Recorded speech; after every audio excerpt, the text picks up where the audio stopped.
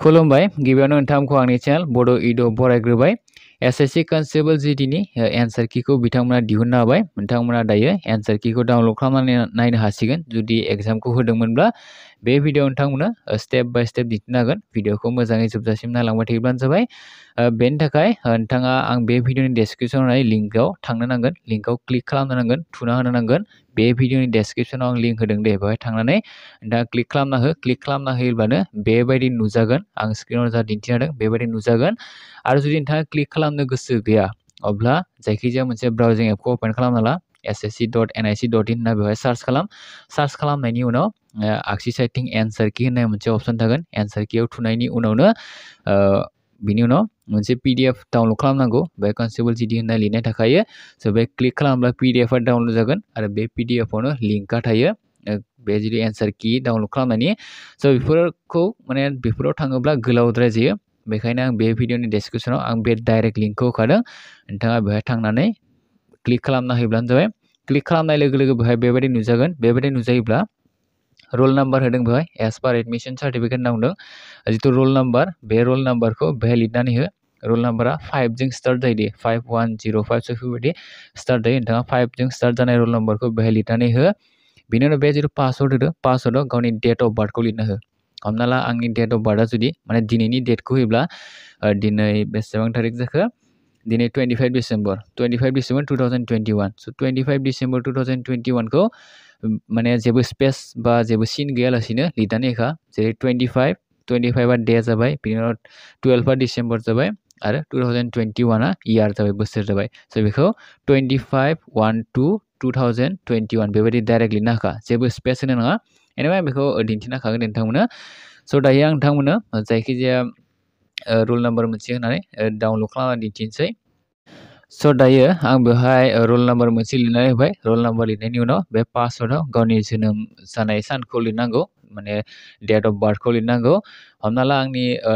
जिथु date of बार्थआ जुदि 25 December 2021 ब्ला बेखौ 25/12/2021 होनना लिरगोन बेवहाय जेबो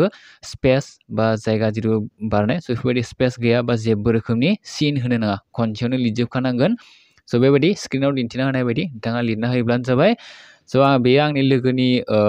रोल नाम्बारनि थाखाय आं बेवहाय डेट अफ बार्थखौ होनोसै स' आं बेवहाय रोल नाम्बारखौ होबाय आरो पासवर्डखौबो होबाय पासवर्डखौ होखांनायनि उनाव बे लगइन अपसन दङ नै बे लगइन अपसनाव क्लिक खालामना होयोब्लानो जाबाय क्लिक खालामबाय आं जोंनि जायगाथिं नेटआ बिराद स्ल'थार दे बेखायनो एसे टाइम लानो हागौ बेखौ आं स्किप खालामना होगोन दे स' नै लड जाबाय स' लड जायोब्ला नै बेबायदि नुजागोन फार्स्टआवनो बेवहाय बिथांमोना रिकमेन्ड ब्राउजारखौ रिकमेन्ड खालामदों मा ब्राउजाराव बाहायजागोन बेवहाय internet explorer मजिला Firefox Google Chrome बेवहाय बाहायजागोन थ' बेवहाय इन्सट्राक्सनफोर होदों इन्सट्राक्सनफोरखौ मोजाङै नोंथांमोना खनसे नायना लायोब्लानो जाबाय बेवहाय जुदि कुइसनाव माबाफोर जुदि गोरोन्थि जादोंब्ला हमना ला बिसोरनि साइडनिफ्राय जुदि माबाफोर गोरोन्थि जादोंब्ला नोंथाङा बेखौ कुइसन खालामनो हागोन थ' खनसे मोजां नायना लायोब्लानो जाबाय आरो बेवहाय जुदि नोंथाङा माने रिकल होनना बुंजायो ना बेखौ रिकल खालामफिननो हागोन माने आंनि बेयो मानो थाखाय बेबायदि गोरोन्थि जाखो होननानै जुदि बिसोरनि साइडनिफ्राय गोरोन्थि जादोंब्ला नोंथांनो माने नाम्बारखौ होगोन आरो जुदि जेबो गोरोन्थि जायाखैब्ला नोंथांनि जिथु फैसा होनांगौ जानाय स' बेबो लस जागोन आरोना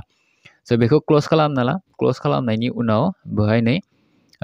two download your question paper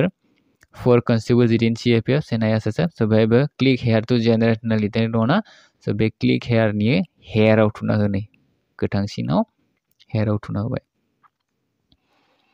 हेयाराव थुनाय लोगो लोगोनो बेवहाय डिटेल्सफोरा फैजोबदों आं बेखौ नोंथांमोननि सेराव माने नोंथांमोननि सिगाङाव बेखौ दिन्थिना होनो हानाय नंलिया बेयो गुबुननिसो नालाय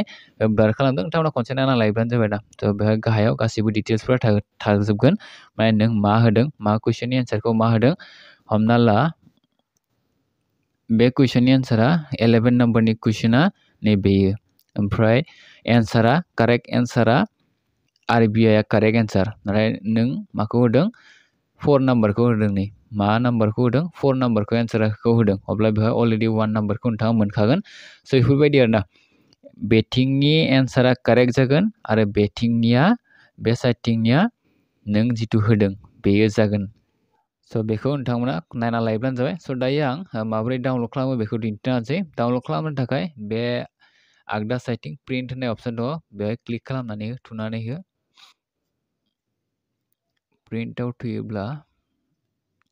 प्रिन्टआव थुयोब्ला नै बेबायदि नुजागोन। बेवहाय आंनिया नै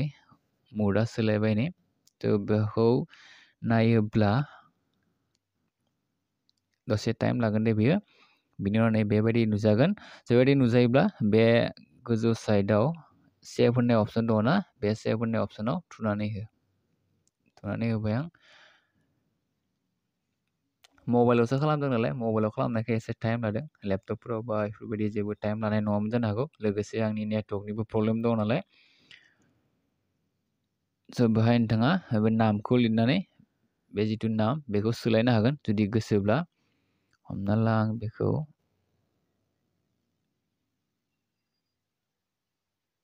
बेखौ आं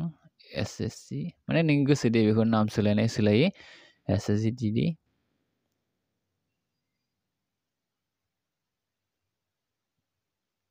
एन्सार कि होनना लिरबाय आरोना।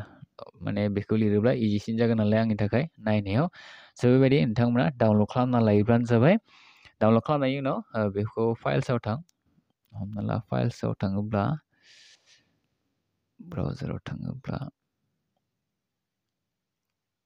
डाउनलडआव थाङोब्ला नै SSCTD एन्सार कि।